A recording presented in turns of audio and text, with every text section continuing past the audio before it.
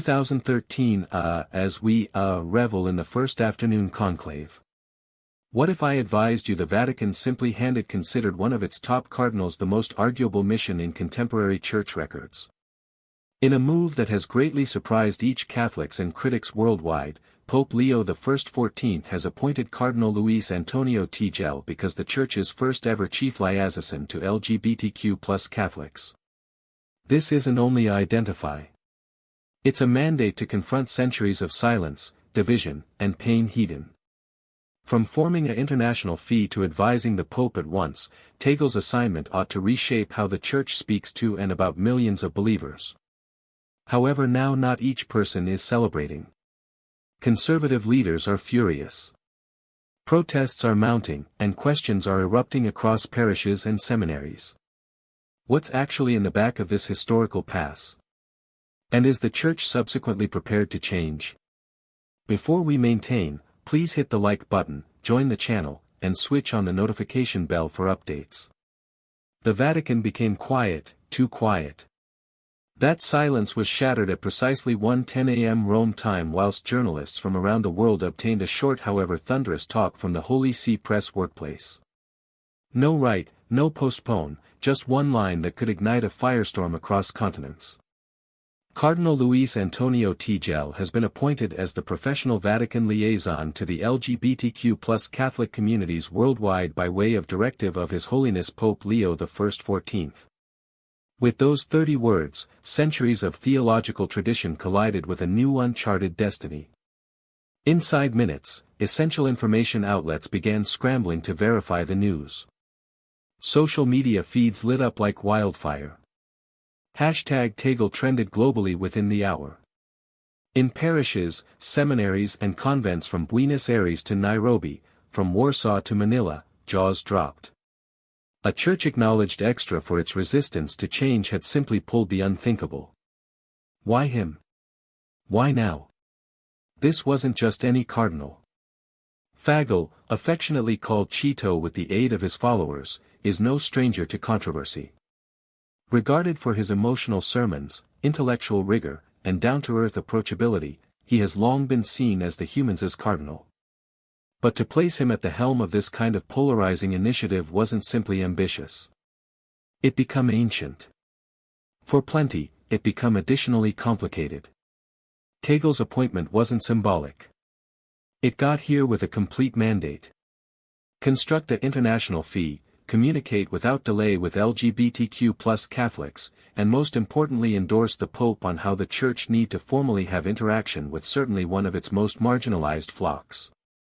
On paper, it gave the look of progress, but in the ancient marble walls of the Vatican, the pass brought on tremors. Rumors flew that a couple of conservative bishops had stormed out of a personal session with the pontiff days earlier than the declaration. Whispers echoed through the corridors of St. Peter's. Has the Church long passed too far? Is doctrine about to alternate? Are we looking the start of a worldwide split? And but for others, there was wish. Raw, radiant hope. A 19-year-old in Brazil who had been quietly attending Mass together with his boyfriend without ever receiving communion texted definitely, "God saw me." An elderly nun in New Jersey who spent her life operating with AIDS sufferers at some point of the peak of the epidemic published a trembling video through tears. It's been a long time coming. Make no mistake, this isn't merely a tale about church paperwork. That is about identification, pain, silence, defiance, redemption. The selection to hire Cardinal Tagle is going past ecclesiastical politics. It tears open centuries of institutional tension and dares to assume an exceptional destiny. To recognize the magnitude of this assertion, we need to rewind the clock. During the last decade, the Catholic Church has determined itself in a paradox. Worldwide membership remains robust, 1.3 billion Catholics and counting, but internal divisions have never been wider. Pope Francis, the predecessor of Leo XIV, opened the first cautious dialogues with LGBTQ+ devoted, famously asking, "Who am I to judge?" whilst wondered about homosexual monks. However, for many who was now not enough. It was tight but cautious, mild but indistinct. Now Pope Leo XIV seems equipped to throw away warning. The function given to Tagle isn't ceremonial. It is operational. Powerful right away he'll oversee a soon-to-be set-up Vatican fee for LGBTQ+ inclusion and dialogue. This commission will report directly to the Pope.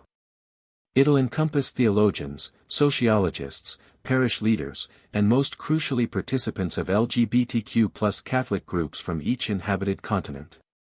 Its purpose to acquire lived reviews, to take a look at theological frameworks, to discover pastoral care solutions, and sure, to do not forget recommendations for viable revisions to reliable church language and engagement on sexuality, identification, and human dignity. It's miles hard to overstate the significance of this kind of mandate. For hundreds of years, the Church has approached homosexuality with an aggregate of pastoral situation and doctrinal condemnation. The Catechism, nevertheless unchanged, describes gay acts as intrinsically disordered. Many priests internationally, scared of Vatican reprisal or diocese and backlash, have refused to bless equal intercourse couples or even renown their parishioners' sexual orientation. Meanwhile, limitless LGBTQ+ Catholics have endured to practice their religion quietly, regularly in mystery, often feeling torn between notion and belonging. Now that dynamic is moving. Cardinal Tagle's marching orders are clear. Listen first, then advice. He is anticipated to visit dioceses recognized for their conservative leanings, places like Poland, Nigeria, and parts of the United States, and also parishes which have lengthy welcomed LGBTQ+ Catholics with open palms like those in Germany, Canada, and the Philippines. The project is massive. Reconciling theology with lived reality would require now not handiest nuance but courage. And for the first time, the Church appears inclined to brazenly interact this anxiety. The timing too isn't any twist of fate. The arena is converting unexpectedly. As greater international locations embody LGBTQ+ rights, the Church faces mounting strain to clarify its role. It could no longer conceal at the back of veiled language or abstract doctrine. Pew Research polls display that more youthful Catholics overwhelmingly support complete inclusion of LGBTQ+ individuals within the Church. Meanwhile, older, greater traditionalist segments are digging in, caution that any alternate would amount to heresy. In lots of approaches, the Church stands at a crossroads. On one side, continuity with centuries of theological tradition. On the opposite, an imaginative and prescient of radical compassion and cultural relevance. Pope Leo XIV, most effective in his 12 months as pontiff, has made it clean which street he is willing to explore. However, that route isn't without peril. Backlash changed into rapid. Inside hours of the declaration, numerous excessive-profile bishops publicly voiced subject. Bishop Emeritus Carlo Gervasi of Milan declared, "This isn't a door. It is a rupture." Meanwhile, American Cardinal Raymond Keating launched a sternly worded announcement demanding an emergency Senate to address growing confusion. A few of the trustworthy. Some even hinted at an unofficial resistance motion in the Church wherein individual bishops would possibly refuse to comply with any findings or suggestions made through Tagle's fee. Nonetheless, Pope Leo has now not sponsored down. In his quick but placing address that followed the statement, the Pope said, "Our challenge isn't always to cover from people who suffer, however, to stroll with them. Even when the course is unclear, even if the road is steep, we stroll together." That unmarried phrase, "we walk collectively," is already being etched into records. It's been published on banners, circulated as hashtags, and repeated from pulpits in countries as various as the Philippines and France. For lots, the one's words mark a pivotal change in posture from judging to touring. But, the questions continue to be. How will the Vatican rectangular centuries of theology with cutting-edge anthropology? Will Cardinal Tagle push for actual modifications to doctrine or merely provide pastoral modifications? Is this clearly the sunrise of an extra-inclusive Catholic Church, or is it a carefully orchestrated phantasm to assuage both progressives and conservatives without appealing either? This video will take you on a complete adventure via that anxiety.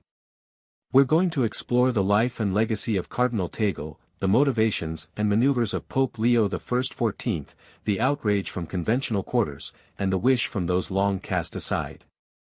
You'll hear from pupils, clergy, lay people, and most significantly, those whose lives may be without delay impacted by using this appointment. Due to the fact this tale isn't pretty much power, policy, or politics. It's about human beings, real human beings who've waited lifetimes to be visible. This is the instant the Catholic Church stopped whispering about LGBTQ+ inclusion and began speaking out loud.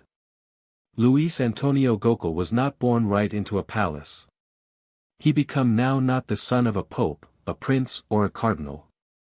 He become born on June 21, 1957 in Manila, Philippines to a middle elegance family whose roots reached each deep into Filipino soil and across the waters to Chinese language ancestry. He turned into raised now not amongst stained glass cathedrals and ivory towers, but within the humble rhythm of Filipino lifestyles. Households praying the rosary after dinner, neighbors looking out for one another, and Mass being much less a performance and more a thread that were humans together. Whilst a young boy, Tagle become curious, now not pretty much scripture or sacraments, however about human beings, how they felt, what they feared, why they smiled. Teachers might later don't forget that he had the quiet composure of someone far older than his years. He could spend hours inside the neighborhood church, not continually praying, however frequently simply sitting and paying attention to the sounds, to his thoughts, to what he later called the ache of the world. He entered the seminary at a young age, driven now not with the aid of ambition, however with the aid of his religion wasn't born out of responsibility. It turned into born out of marvel. He once stated, "I failed to end up a priest due to the fact I was sure. I have become a priest due to the fact I had questions that only love should answer." Tagle turned into ordained as a priest in 1982. However his upward thrust wasn't fueled by way of bureaucracy or networking. It became his mind that caught interest first. He earned a doctorate in sacred theology from the Catholic College of the U.S. And even as there, he centered his thesis on episcopal collegiality, a topic steeped inside the query of the way authority and network coexist within the Church. Even in educational circles, he sought to stability electricity with dating. What set him apart wasn't just his mind. It turned into his coronary heart. In a church on occasion recognized for hierarchy and pomp, Tagle remained surprisingly grounded. He frequently rode public transportation, walked barefoot at some stage in Holy Week processions, and wept overtly in his homilies. Motion pictures of him crying whilst talking approximately poverty or injustice have been broadly shared now not as performances however as moments of uncooked humanity. He seemed to experience what others left out and that sincerity became magnetic. In 2001 he became appointed Bishop of Imus, a enormously small and unassuming diocese. There he did not perform like a company CEO. He visited homes, ate with avenue providers, and even encouraged humans to carry their each-day struggles, now not just their prayers, into the church. He preached less approximately hell and extra about hunger. He didn't disregard doctrine, however he continuously lowered back to at least one subject, God's mercy. It turned into during this time that the Vatican started to be aware. In 2011, Pope Benedict XVI appointed him Archbishop of Manila, the maximum prestigious Catholic put up in the Philippines. It became an extensive jump. Tagle have become a first-rate voice in the Asian Catholic world. Recognized not best for his fluency in theology, but for his cultural sensitivity. He may want to communicate as easily to theologians in Rome as he ought to fishermen in the provinces. By means of 2012, rumors commenced swirling that he can be Papabile, a likely destiny pope. The Big Apple instances referred to as him Asia's growing superstar in the Catholic Church. However Tagle disregarded such hypothesis. "I am now not seeking to climb," he told a local paper. "I am seeking to kneel." His humility did not keep him in the shadows. In 2015, Pope Francis appointed him president of Caritas Internationalis, the Church's umbrella group for humanitarian relief efforts. On this position, Tagle crisscrossed the globe from refugee camps in Lebanon to villages ravaged by way of typhoons in Southeast Asia. He became a face of Catholic compassion, a bishop now not of bureaucracy, but of shoes at the ground. At Cardinal, Tagle's management changed into marked by means of inclusion. He insisted that useful resource no longer be filtered through dogma. If a person became hungry, they might be fed. If someone changed into suffering, they might be comforted. We don't ask if they are Catholic. We ask if they're hurting, he as soon as informed the Cardinal meeting in Geneva. It became this time-honored technique that started out to align him greater intently with the imaginative and prescient of Pope Francis and later Pope Leo XIV. However, now not every person loved him. His emotional style of preaching changed into once in a while mocked by using extra-traditional clergy who saw it as overly sentimental or lacking intellectual rigor. A few considered his openness to speak with marginalized organizations such as divorced Catholics, LGBTQ+ people, and interfaith groups as signs of doctrinal weakness. Yet Tagle never seemed rattled. He rarely replied to complaint at once. Instead, he stored displaying up over and over to locations where few bishops dared cross. One story specifically sticks out. In 2017, for the duration of a go-to a network ravaged with the aid of drug violence in the Philippines, Tagle sat beside a grieving mom whose son had been killed in a police raid. She wasn't Catholic. She wasn't even Christian. But as she sobbed and clutched her son's bloodied shirt, Tagle knelt earlier than her and held her hand. He didn't quote scripture. He did not issue platitudes. He certainly said, "This pain is sacred, too." It's Miles' gestures like these which have defined his ministry. No longer loud proclamations, but quiet solidarity, now not lofty debates, but deep listening. Over time, his message has remained consistent. The Church must not most effective speak of affection, it should turn out to be love. In 2019, Pope Francis expanded him to prefect of the Congregation for the Evangelization of Peoples, one of the maximum powerful departments within the Vatican.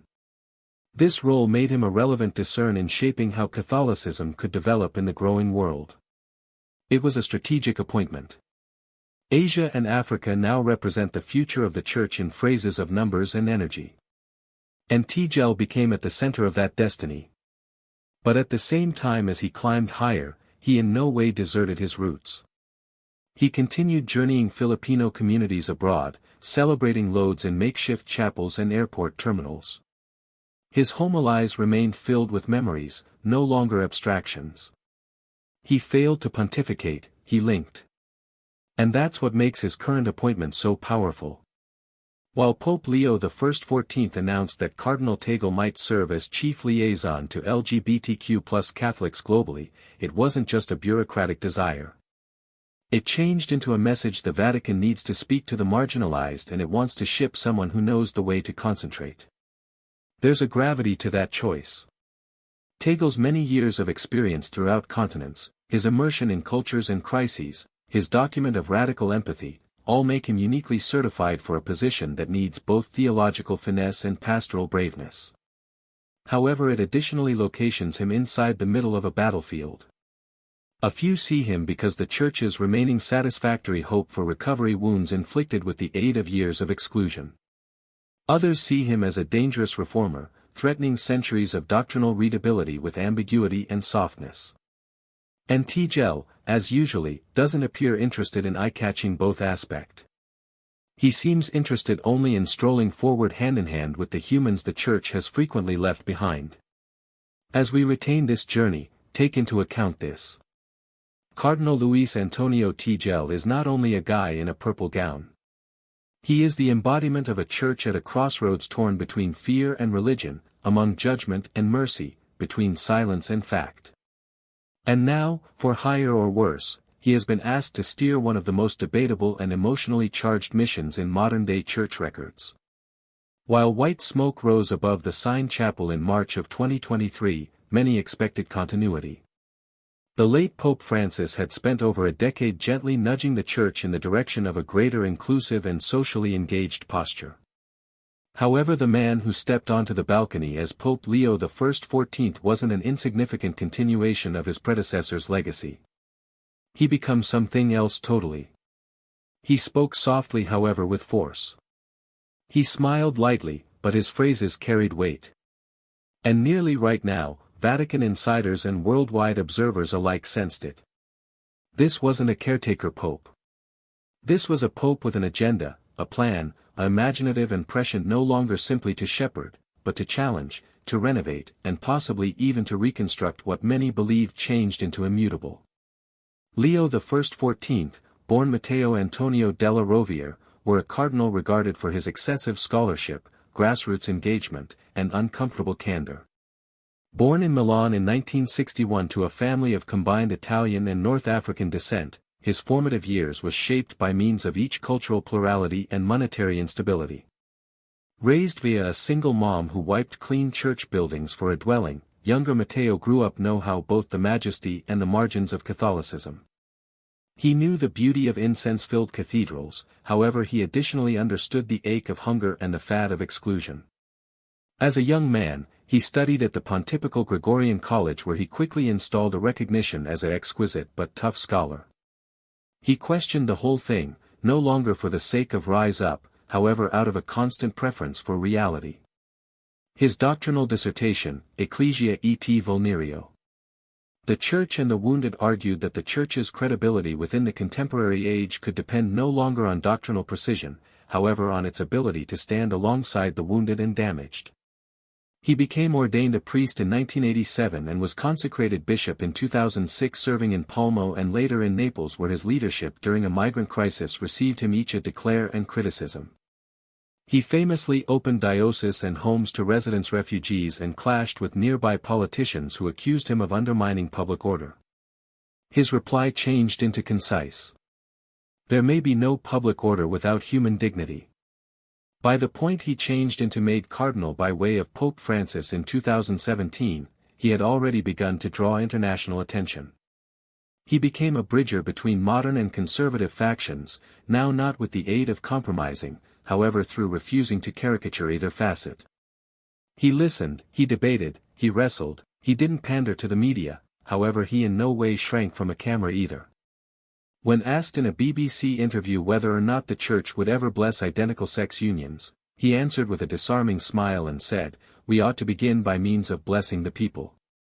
So whilst his name changed into called during the conclave, many have been greatly surprised, but many have been also hopeful. Matteo della Rovere have become Leo I XIV and at once selected a name heavy with symbolism. Leo after Pope Leo I XIII, who had authored Rerum Nomen, the encyclical that converted Catholic social teaching. It was a sign that this papacy would not be inward-looking. In his first legitimate speech to the Curia, Pope Leo I XIV didn't waste time. "We are not guardians of a museum," he stated. "We're servants of a dwelling gospel." The phrases rippled like a wave through the marble halls. A few cheered, a few stiffened, some walked out. Over the subsequent months, Pope Leo commenced rolling out tasks at a dizzying pace. He streamlined the bureaucracy of the Vatican Curia, decreasing the variety of departments and insisting on transparency in monetary dealings. He released investigations into clerical abuse in areas that had long been protected against scrutiny, such as parts of Africa and Japanese Europe. He publicly apologized to indigenous groups in Canada and Australia, the use of the time period institutional sin in a way no pope had dared earlier then. But it changed into his awareness on inclusion that drew the maximum interest and resistance. In his first encyclical, Gaudium Vulneratis, The Pleasure of the Wounded, Leo I XIV argued that the Church's mission turned into incomplete as long as any institution inside the body of Christ felt like outsiders. "We do no longer erase sin by means of ignoring truth," he wrote. "However, neither do we screen God's mercy through enforcing silence." It became a record steeped in paradox, one that embraced tension as opposed to fending off it. He called for compassion closer to divorced Catholics, deepened interfaith dialogues with Muslim and Jewish leaders, and emphasized that whether justice turned into no longer political, however theological. Within a year, the brand new pope had visited slums in Venezuela, refugee camps in Greece, LGBTQ+ network facilities in Argentina, or even a psychiatric ward in Tokyo. He did no longer just communicate approximately the peripheries. He went to them. He requested questions. He prayed. He listened. Still, not each person became impressed. Cardinal Gervasi of Milan, an arch-traditionalist, warned that Leo's ambiguous sentiments were weakening the Church's doctrinal foundations. Others accused the Pope of being a globalist pawn or seeking to win the applause of the secular world at the expense of sacred lifestyle. Pope Leo XIV by no means spoke back the one's accusations without delay. He truly kept shifting. "Let us walk," he might frequently say, quoting the Gospel of Luke. "Let us walk with the ones who have no shoes, no voice, no belonging."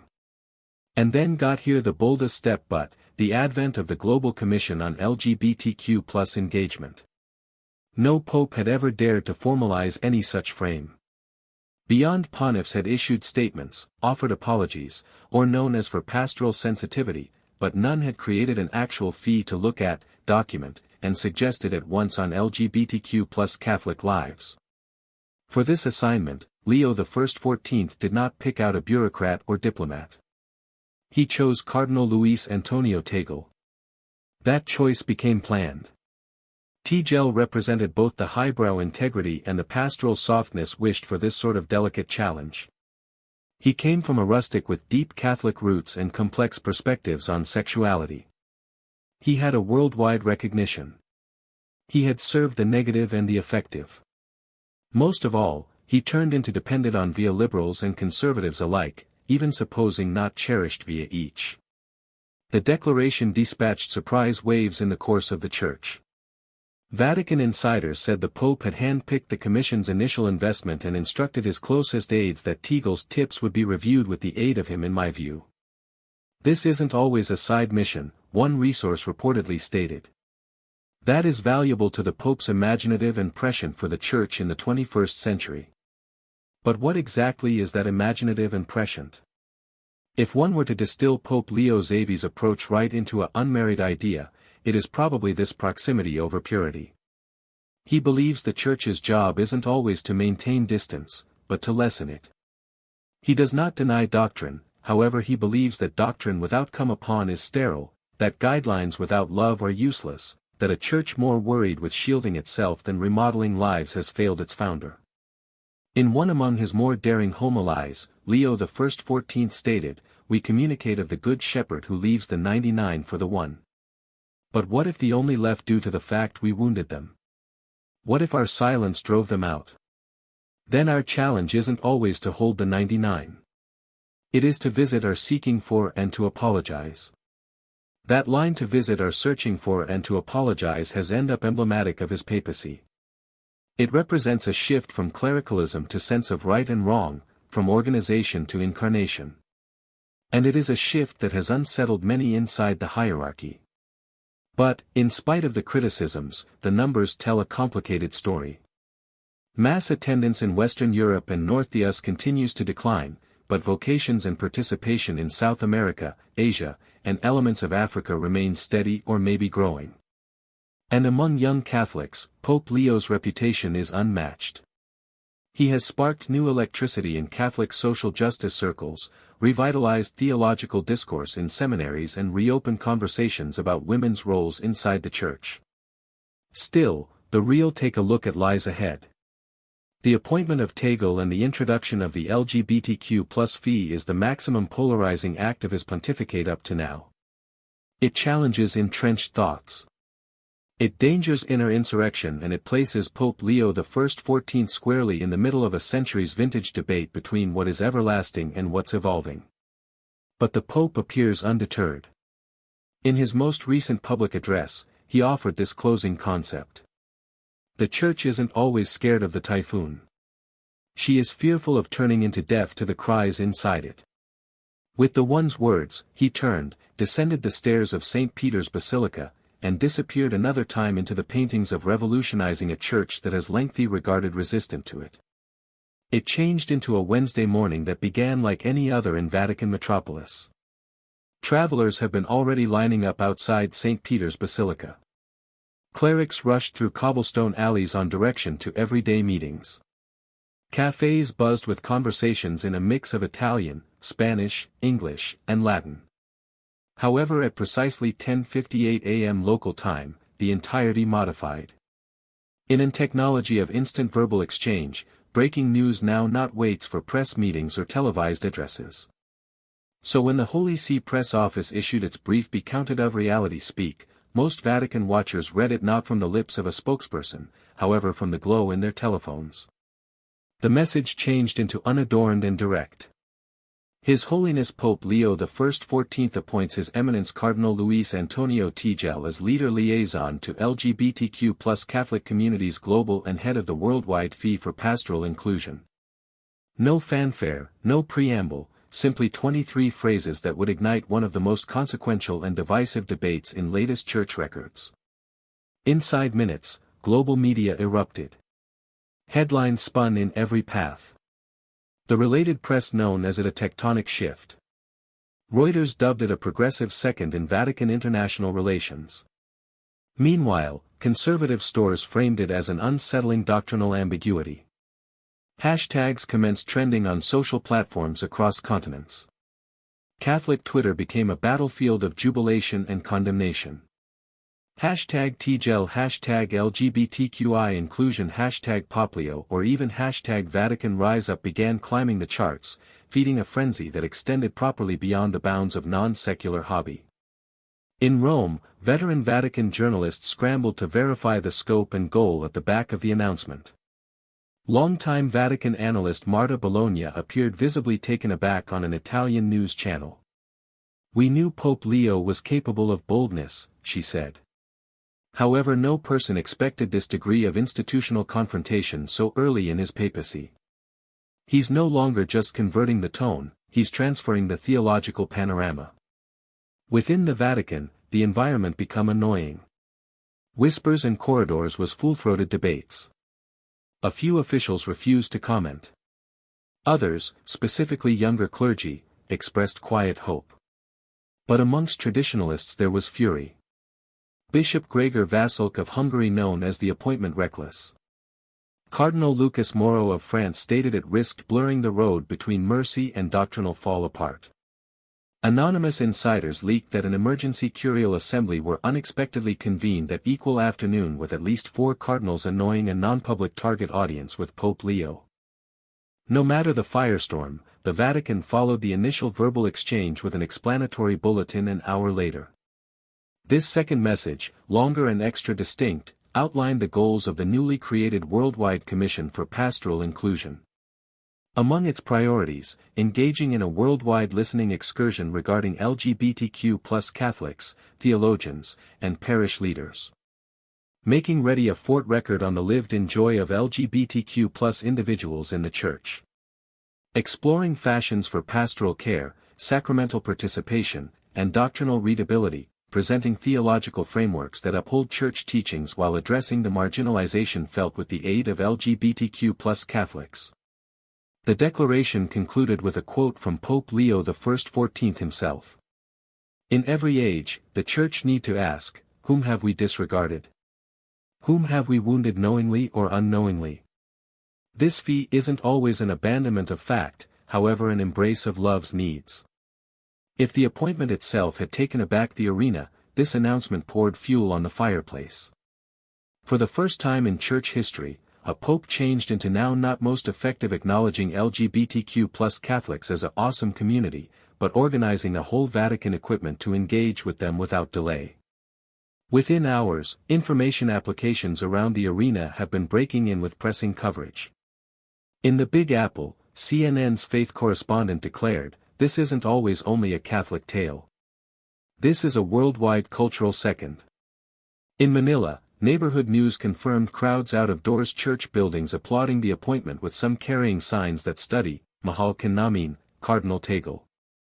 "We love you, Cardinal Tagle." In the meantime, in components of Poland, protests fashioned nearly immediately with demonstrators waving rosaries and placards that said, "Shield doctrine and reality earlier than tolerance." The night news within the Philippines led with the announcement, devoting complete segments to Tagle's biography and speculating approximately how this appointment might shape each's legacy and the Church's destiny. Throughout social media platforms, Catholic priests and lay posted reactions that span from profound comfort to disbelief. Some LGBTQ+ Catholics posted videos of themselves crying, others dancing, others kneeling earlier than altars in gratitude. But amidst the general public noise, Cardinal Tagle remained silent for now. The Vatican announced that he might deliver his first public comments in days on the Pontifical Gregorian University. Until then, hypothesis stuffed the void. Might Tagle suggest a revision of the Catechism? Would he endorse liturgical reforms? Become he appearing merely as a listener or as an advise? Reporters and theologians dug deeper into the Vatican's reliable announcement, analyzing every word. They cited the emphasis on lived experience, a word that in Catholic theological discourse regularly signals an openness to integrating private narrative into moral teaching. Others centered at the phrase pastoral care, which historically indicates actions grounded in mercy and accompaniment rather than dogma enforcement. However, one phrase stirred the maximum debate: inclusion. That phrase, so frequently lauded in secular contexts, sits uncomfortably within positive religious frameworks. Inclusion of what? Inclusion to what quid? Inclusion with what boundaries? Critics argued that the term was being used as a euphemism for acceptance of sin. Supporters countered that the phrase marked a protracted overdue popularity of dignity. Day after today, bishops' conferences round the arena started out issuing their personal statements. American Convention of Catholic Bishops launched a carefully worded message emphasizing ongoing discernment and constancy to church teachings. Germany's bishops had been a long way extra enthusiastic, welcoming the appointment as a signal of the Spirit's motion in our time. Meanwhile, bishops in Africa and Japanese Europe struck a greater cautious tone, with some caution in opposition to cultural imperialism disguised as compassion. In instructional circles, Catholic universities rushed to convene panel discussions. Theologians, ethical philosophers, and canon attorneys debated the consequences. Was this the start of doctrinal development or merely pastoral deepening? Could the Commission's paintings in the end result in modifications in church files? Or wouldn't it remain a gesture of debate? On the grassroots degree, the effect became instantaneous. LGBTQ+ Catholic organizations, long marginalized inside parishes or outright excluded, began organizing vigils of thanksgiving, healing masses, and public forums. Dignity United States of America issued a statement calling the appointment a miracle. We failed to dare pray for. New Ways Ministry stated it was the maximum promising signal of wish in a long time. However, now not all people become celebratory. Conservative Catholic bloggers, lots of whom had supported Pope Leo to begin with for his clarity on different doctrinal issues, now grew to become in opposition to him. They accused the pontiff of caving to secular pressures, undermining ethical reality, and main souls into confusion. One American blog declared, "We are witnessing a revolution dressed as reconciliation." Amid the theological and political battles, a quieter transformation turned into taking region. Communiqué in parishes and espresso shops, round dinner tables, and on Zoom calls. Catholics started out talking, many for the primary time, approximately LGBTQ+ problems, no longer as abstractions, however as realities within their communities. A priest in Nigeria spoke with local children about sexual identification. A catechist in rural Mexico organized a discussion night for parents. A Catholic school in Canada invited former college students to share their tales of exclusion. But, the maximum powerful moments were not occurring in institutions. They had been taking place in silence. In living rooms, bedrooms, and church buildings around the sector, limitless LGBTQ+ Catholics examined the assertion and sincerely sat in stunned stillness. For them, the church had long been a source of ache, a place of rejection, hiding, or reluctant patience. Now, a door had opened. Maybe only a crack, however it changed into open.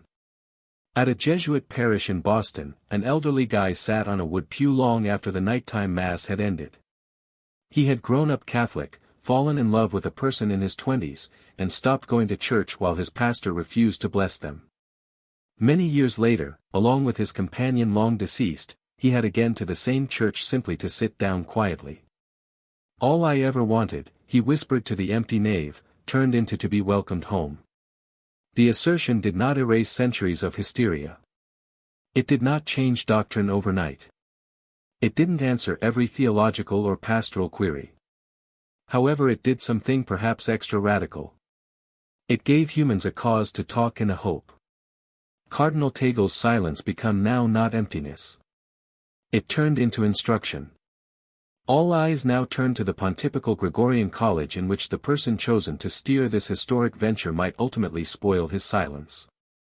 The arena waited, some in desire, some in worry, but all in anticipation of what this new chapter would possibly suggest for the soul of the Catholic Church. While the Vatican uses the word liaison, it frequently indicates diplomacy, moderation, and system. But inside the case of Cardinal Tagle's new appointment as leader liaison to LGBTQ+ Catholic communities, the position is something but symbolic. It's miles a seismic redefinition of how the Catholic Church might also start enticing with tens of millions of its devoted whose identities and reports have lengthily been overlooked, dismissed, or condemned. The formal name Chief Liaison to LGBTQ+ Catholic Groups International and head of the Global Fee for Pastoral Inclusion. Become crafted with precision. Every phrase carries institutional weight and theological implications. At face value, the function seems truthful. Engage LGBTQ+ Catholics around the arena. However, within the context of centuries of theological anxiety, cultural divides, and conflicting ethical teaching, this is arguably one of the most complicated assignments ever passed to a cardinal. To understand the magnitude of this responsibility, one need to dissect each the shape and scope of the role. On the middle of the appointment is the Worldwide Commission for Pastoral Inclusion, a newly created frame tasked with what the Vatican calls comprehensive non-secular, sociological, theological, and canonical dialogue with LGBTQ+ Catholics and those who minister to them. The fee's formation marks the primary time the Church has created a professional mechanism now not merely to take a look at or comment on the LGBTQ+ experience, however to systematically pay attention to it and respond with ability ecclesial motion. The Commission will now not operate in isolation. It'll document directly to the Pope, bypassing the standard bureaucratic layers of the Roman Sia. This alone alerts how significantly Pope Leo XIV perspectives the initiative. Even as the Congregation for the Doctrine of the Religion, CDF, still keeps authority over topics of doctrine, this fee is designed to consciousness on pastoral utility, how teachings are lived, communicated, and experienced by way of real humans. The implicit message, the Church's doctrine isn't always converting nowadays, but how it methods, understands, and relates to its people is beneath deep and active evaluate. Cardinal Tagle's role is twofold. First, he serves as the general public face of the Church's dedication to enticing LGBTQ+ Catholics with dignity and transparency. 2d, he serves as the inner engine for writing consultation, studies, and strategic making plans. His process isn't always absolutely to pay attention and report. It is to guide. This indicates overseeing an extensive international tour regarding listening periods, parish visits, private interviews, and academic symposia. It method touring not simplest to revolutionary enclaves in Europe or North the US, however additionally to greater conservative regions like Sub-Saharan Africa, Jap Europe and Southeast Asia, in which LGBTQ+ identities are often criminalized or culturally taboo. The goal is to broaden a holistic context-aware knowledge of what it means to be LGBTQ+ and Catholic in every nook of the arena. To help him, Tagle has been granted the authority to gather a commission of up to 30 contributors cautiously balanced across disciplines and geographies. The membership will consist of Catholic theologians with expertise in ethical theology and ecclesiology, psychologists and sociologists with revel in sexuality and identity, pastors and lay ministers who've labored immediately with LGBTQ+ parishioners, LGBTQ+ Catholics from a wide range of backgrounds, ages, and cultures. Representatives from Catholic instructional establishments and non-secular orders.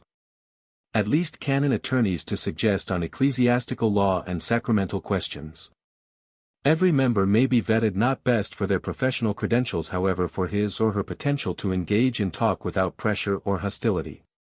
As Tagle reportedly informed one aide, we need those who can pray and argue inside the equal breath. The work of the Commission will spread in 3 key levels. Section 1, Listening and Mapping.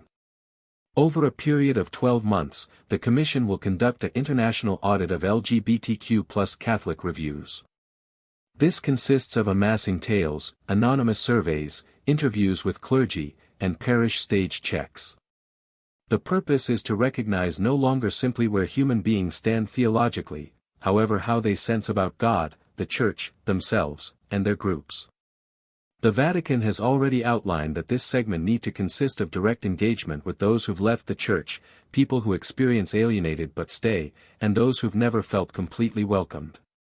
Attention can also be given to areas in which public LGBTQ+ identity can be dangerous, making sure that voices are included even when public participation isn't possible. After amassing information, the FE will convene a chain of closed-door and public consultations. This phase includes theologians, bishops, pastors, and lay humans accomplishing guided dialogues around center problems, the which means of chastity, the pastoral importance of sexual orientation and gender identity, the parameters of church coaching on marriage and circle of relatives, and the anxiety among doctrine and lived experience. This is wherein the function becomes mainly sensitive. Tagle and his group have to synthesize diverging interpretations of Catholic anthropology with the concrete religious needs of LGBTQ+ human beings. One of the guiding questions they were tasked with is, can the Church accompany LGBTQ+ people closer to holiness without pathologizing their identity? Within this phase, there is additionally anticipated to be renewed scrutiny of the language used in official Church files. Words like intrinsically disordered and grave depravity, often stated from the Catechism and earlier documents, may be examined through the lens of contemporary psychological and pastoral insights. While modifications to the Catechism itself are not below the Commission's purview, hints on language reform may want to have some distance-attaining effects. Phase 3, Hints and Implementation. The very last segment will produce a comprehensive file for Pope Leo I XIV, anticipated inside 2 years of the Commission's founding. The document will now not be binding, but it'll serve as the muse for any future papal exhortations, doctrinal clarifications, or pastoral directives. The guidelines can also consist of revised pastoral pointers for dioceses, language revisions and catechetical and liturgical substances, fashions for inclusive ministry inside parishes, clarifications on sacramental get entry to, Eucharist, confirmation, marriage benefits, education modules for seminarians and clergy on LGBTQ+ engagement. In brief, this isn't just about inclusion. It's approximately structural transformation. Nevertheless, demanding situations abound.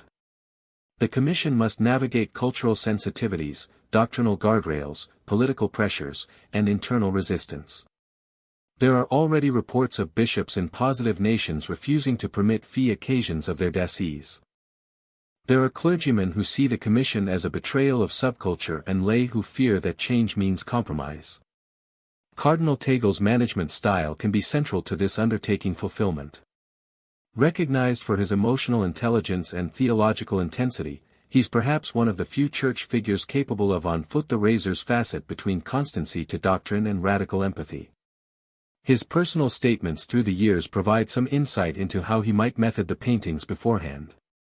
He has previously said, "The truth does not change, but our expertise of the way to live that reality should be constantly purified with the aid of love." In some other deal with, he remarked, "We cannot pontificate mercy and concurrently make humans feel like their very lifestyles is a sin.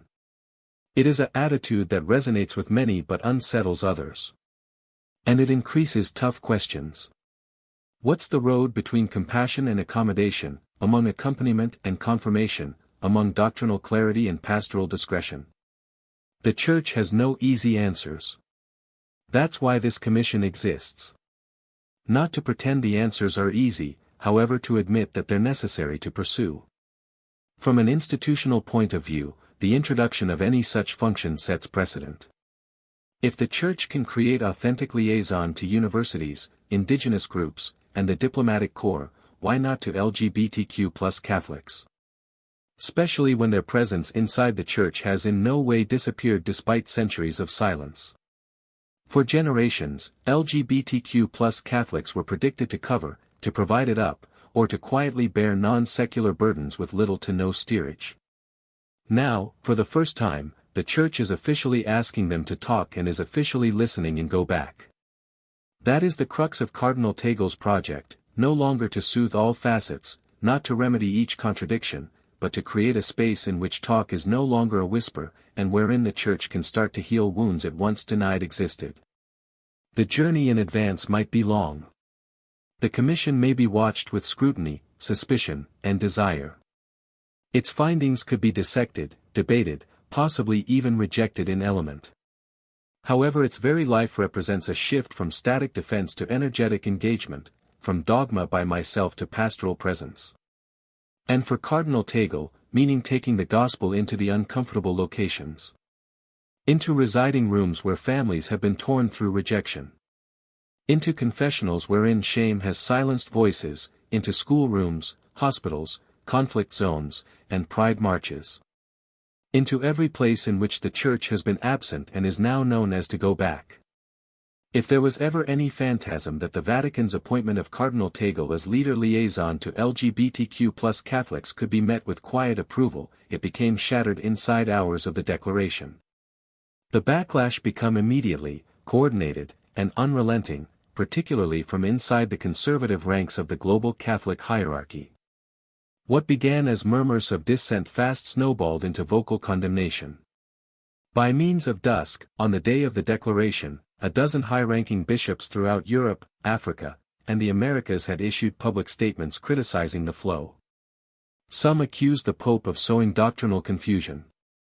Others claimed the commission turned into a veiled attempt to undermine the moral teachings of the Church, and some extra ominously warned that the flow should trigger what they known as an ecclesial rupture.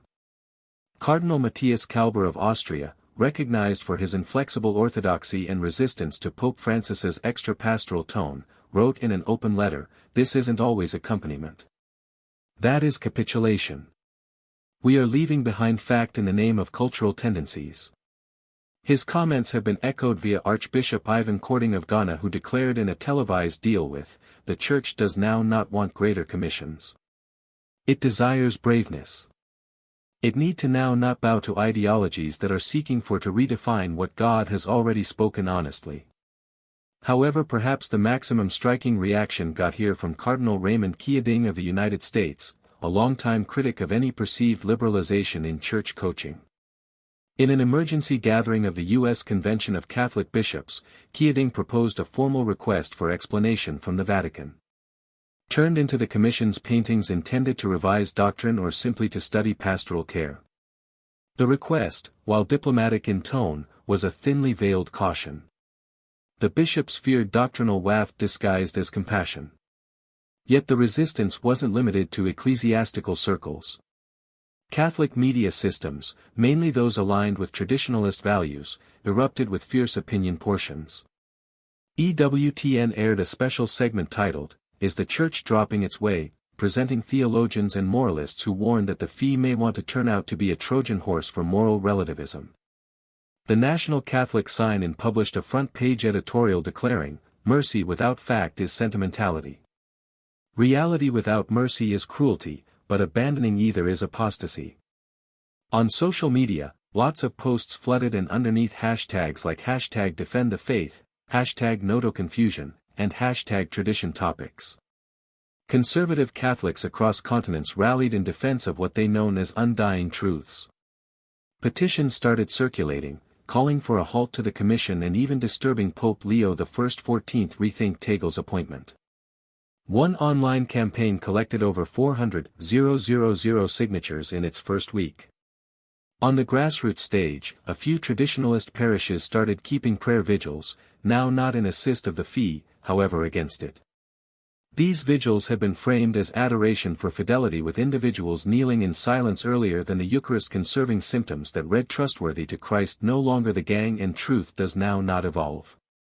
Priests in Chur d'Assise suggested receiving irritated emails and phone calls from concerned parishioners. In some cases, parishioners threatened to withhold donations or stop attending Mass altogether if their priest publicly supported the fee.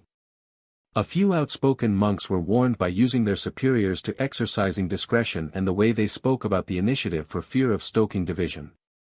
The backlash also spilled into seminaries where younger men reading for the priesthood found themselves stuck between allegiance to standard doctrine and the strain to reflect the Pope's greater inclusive tone. In one Italian seminary, a heated argument reportedly broke out throughout a homiletics magnificence when a pupil suggested preaching on the distinction of LGBTQ+ persons. The controversy grew so severe that school needed to interfere.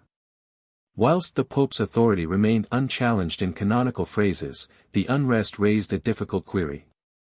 How tons resistance ought to Pope Leo XIV undergo without fracturing the already fragile team spirit of the global Church?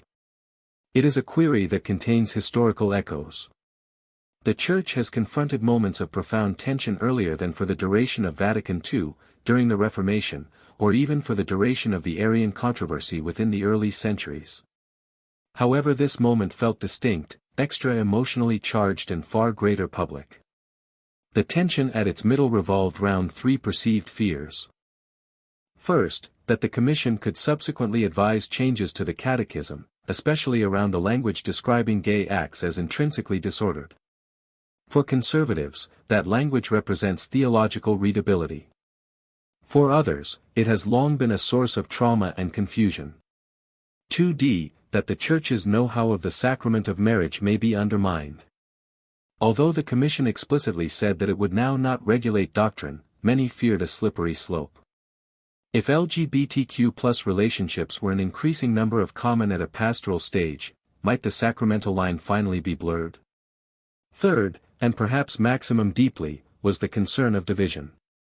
For plenty traditionalists, the concept of parallel techniques to LGBTQ+ Catholics, one welcoming and pastoral, the opposite dogmatic and careful, threatened to rupture the Church into factions. One conservative blog defined it as the start of a doctrinal civil warfare. In reaction to the uproar, the Vatican moved carefully. Pope Leo XIV did no longer difficulty a rebuttal. Rather, a quick explanation was published at the Holy See's website. The commission led by way of Cardinal Tagle is a pastoral initiative, now not a doctrinal tribunal. It seeks to understand earlier than it defines, to accompany before it instructs. The truths of the faith continue to be unchanged, but our manner of embodying them ought to always mirror the face of Christ. Still, the reassurance did little to calm the fiercest critics. In a leaked memo, a coalition of bishops from Japanese Europe, South the US, and parts of Africa started out organizing a fraternal intervention, and try and officially request a Senate to cope with what they referred to as pastoral confusion. Although no longer a schism, the pass contemplated simply how deep the divisions ran. In the meantime, the political implications were not possible to ignore. In nations where the Church holds substantial effect, together with Poland, the Philippines, and Uganda, conservative leaders started the use of the Vatican's announcement as a political football. Some lawmakers accused the Church of aligning itself with Western decadence. Others warned of moral colonization and threatened to reconsider concordats and kingdom-church partnerships. But, amidst the noise, there were quieter voices in the conservative camp calling for restraint. Bishop Raphael Oae of Nigeria, even as expressing doctrinal worries, advised his fellow bishops not to preempt the fees paintings. Let us now not condemn a bridge earlier than we recognize wherein it leads. He wrote, we owe our people both fact and tenderness. Others echoed the sentiment, suggesting that the backlash itself changed into premature. The Commission had now not but produced unmarried advice. Its mission, after all, changed into to listen. And therein lies the anomaly. The very act of listening, of acknowledging pain, of beginning dialogue is what has brought about the backlash. For many, it's now not the fear of trade, however the fear of admitting the need for it. Cardinal Tagle, for his part, remained publicly silent throughout the initial wave of resistance. But those near him say he was no longer surprised. One resource said he knows this is a storm, but he also knows it is an essential one. You cannot deliver restoration without first annoying the wound. Whether or not the backlash will increase or fade remains to be seen, however, one issue is apparent. The Church is at a second of reckoning. The selection to engage LGBTQ+ Catholics without delay with institutional seriousness and pastoral intensity has stirred now not just debate, but identity stage tension. For a few, it threatens the very foundation of Catholic morality. For others, it is the long-awaited first step in the direction of recovery and inclusion. As the fee begins its paintings, it does so beneath sizable pressure. From progressives hoping for radical alternate, from conservatives' caution of disaster, and from millions of faithful stuck somewhere in between, the question now isn't whether or not the backlash will form the Church's response. It already has. The real question is whether or not the Church can walk through this fireplace without burning down its own house, or whether or not it will emerge, scarred but subtle, more successful than ever of sporting out its assignment in a fractured world. For many years, LGBTQ+ Catholics have lived in the shadows in their religion, unseen, unspoken of, and often unwelcome. Some stayed quietly inside the pews, silently mouthing prayers at the same time as hiding their identity. Others walked away from the Church damaged now not with the aid of disbelief in God, however, by the perception that they have been unwelcome in His house.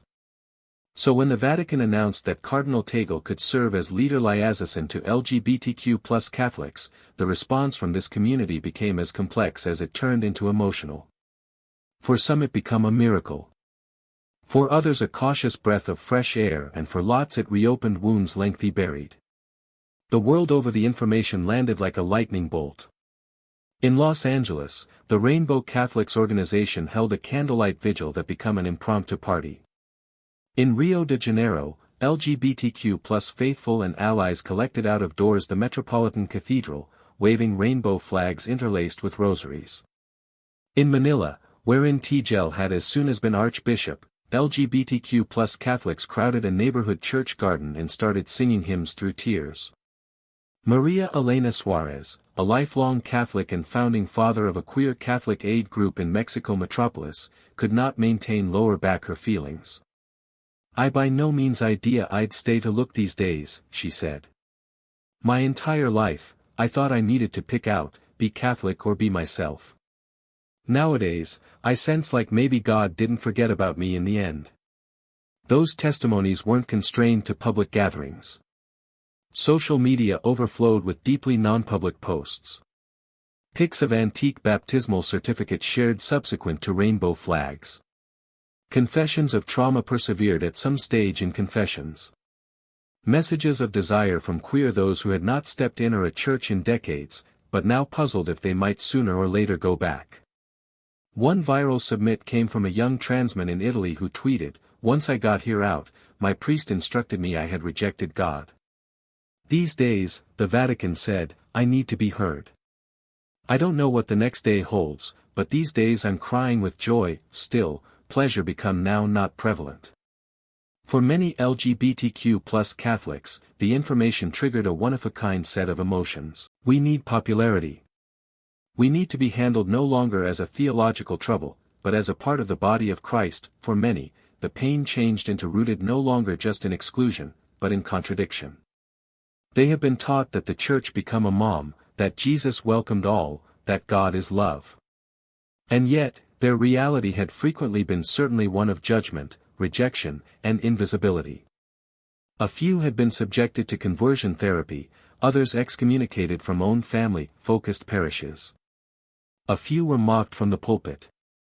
A few have been outright banned from parish events, school jobs, or management roles. So when the Vatican declared that the Church could now concentrate to them, some responded with guarded hearts. After all, hadn't the Church been listening all along? Or had it without a doubt selected no longer to hear? Notwithstanding the combined emotions, many LGBTQ+ Catholic advocacy corporations fast mobilized to engage with the fee. Dignity US, which has worked for decades on the front traces of LGBTQ+ inclusion inside the Church, issued a detailed open letter imparting to collaborate with Cardinal Tagle. "We have lived these truths," the letter study. We've prayed in silence, cried in confessionals, and held hands across hospital beds when the church could now not. We're prepared to speak. Are you geared up to concentrate? New Methods Ministry, some other prominent Catholic group targeted on LGBTQ+ issues, released a public statement applauding the fee as a grace-filled hazard. Government Director Francis Bernardo stated, "This isn't always a complete embrace, but it's far an open hand. And in our revel in, an open hand is a sacred beginning." In Rome, LGBTQ+ Catholics amassed outside the Vatican partitions in a quiet, non-violent demonstration. They held signs not of protest, but of prayer. One simply study, Cardinal Tagle, "Come and notice us." Nevertheless, not all have been willing to have a good time. There remains a giant part of LGBTQ+ individuals who have left Catholicism absolutely, many of whom regard the Church's outreach efforts as manipulative or dishonest. For them, this commission doesn't represent progress. It represents institutional harm managed. "The Church has been complicit in our suffering," stated Nico Wong, a non-binary ex-Catholic from Singapore. No commission, no cardinal, no committee can undo decades of silence and violence. They don't need a report.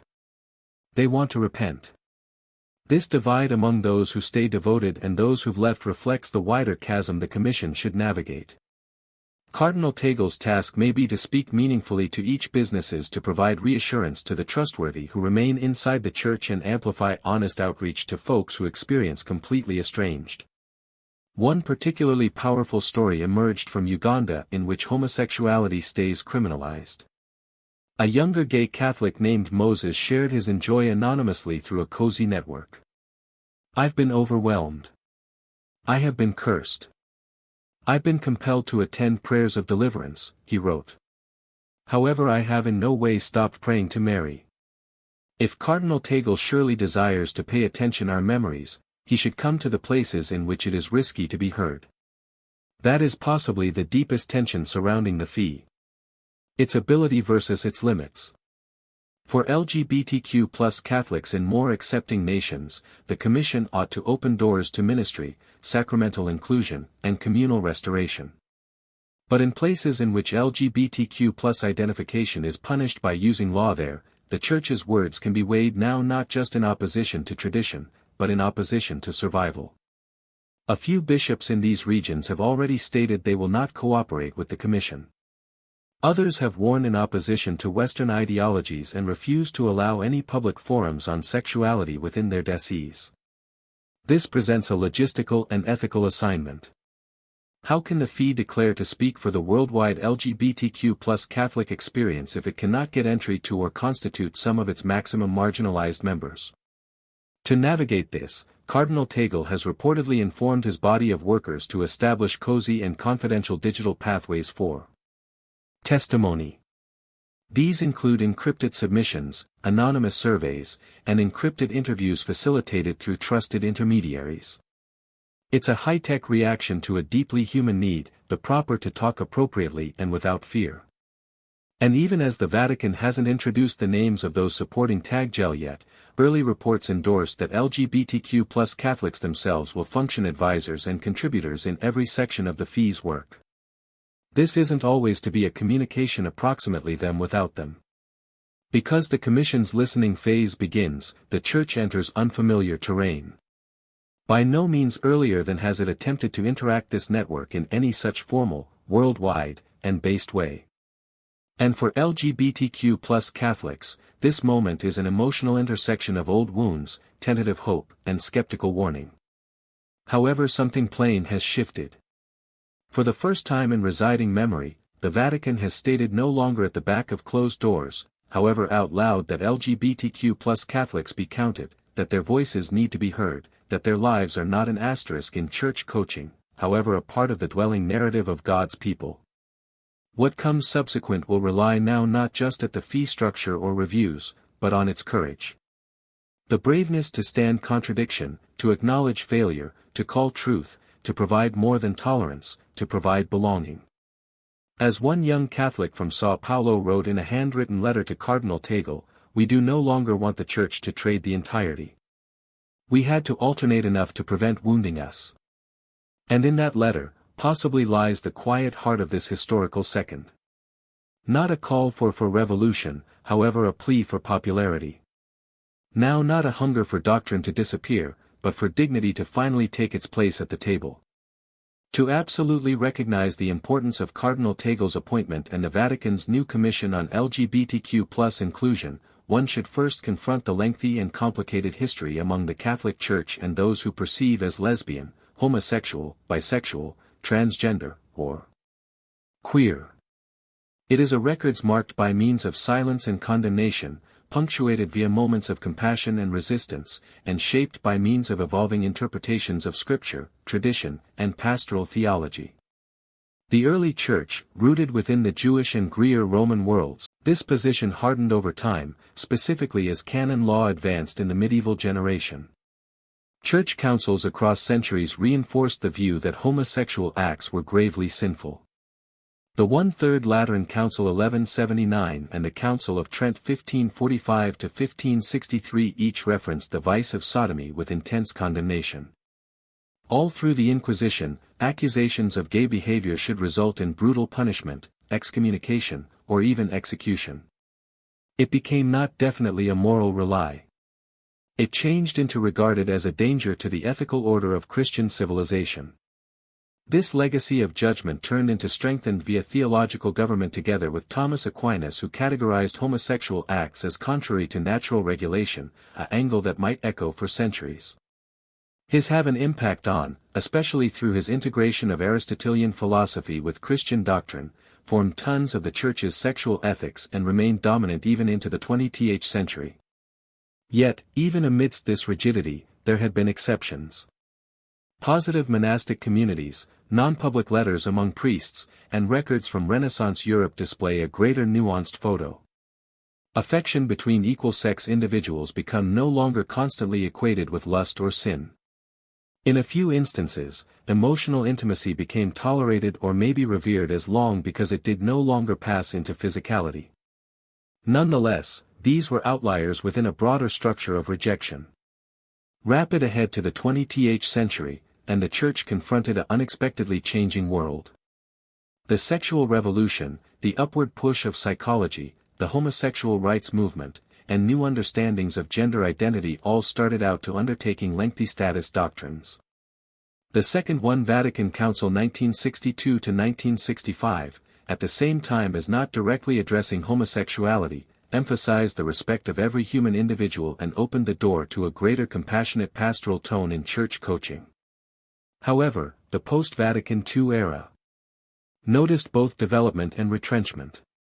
In 1975, the Congregation for the Doctrine of the Faith, CDF, issued the Record Personality Humana, which reiterated that homosexual acts are intrinsically disordered and might in no case be permitted of. This assertion became consistent with previous coaching, however it became framed within a broader call for expertise and compassion, interest that might outline Vatican language for many years to return.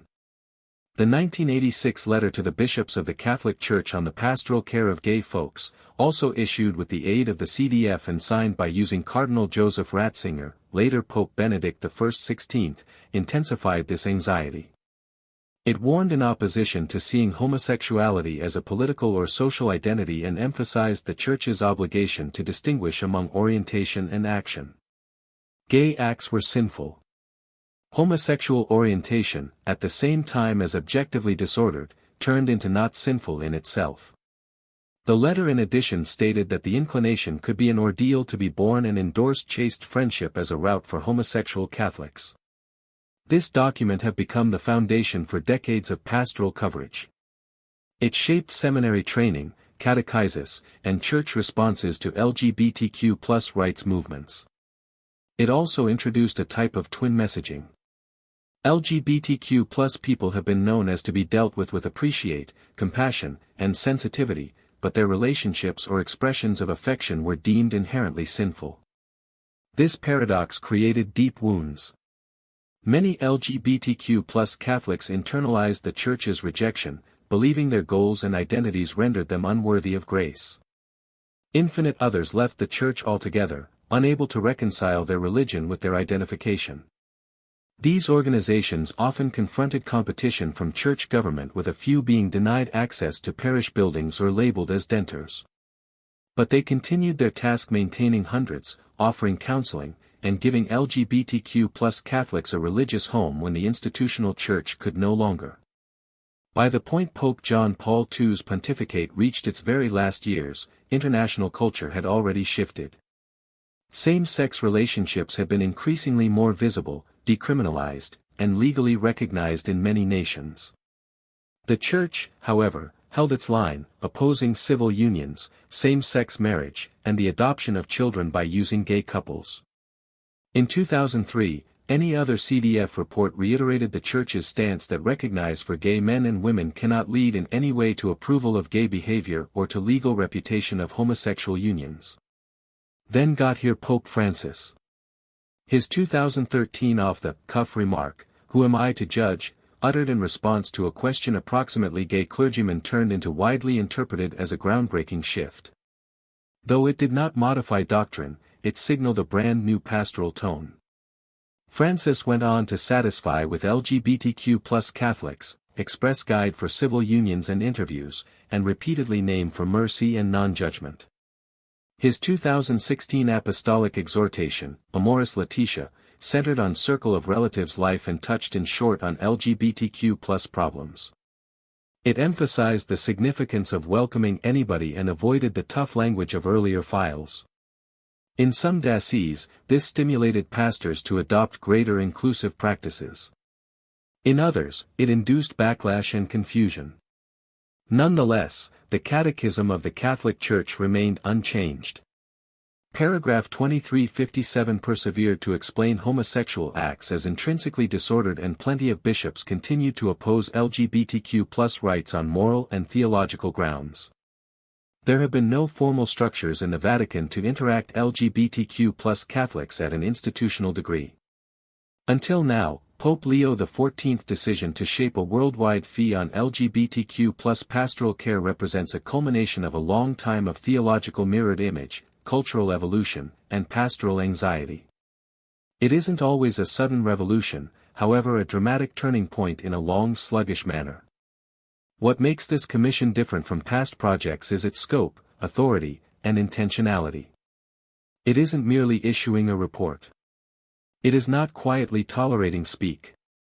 It is actively searching for stories, statistics, theology, and models of care to inform future action.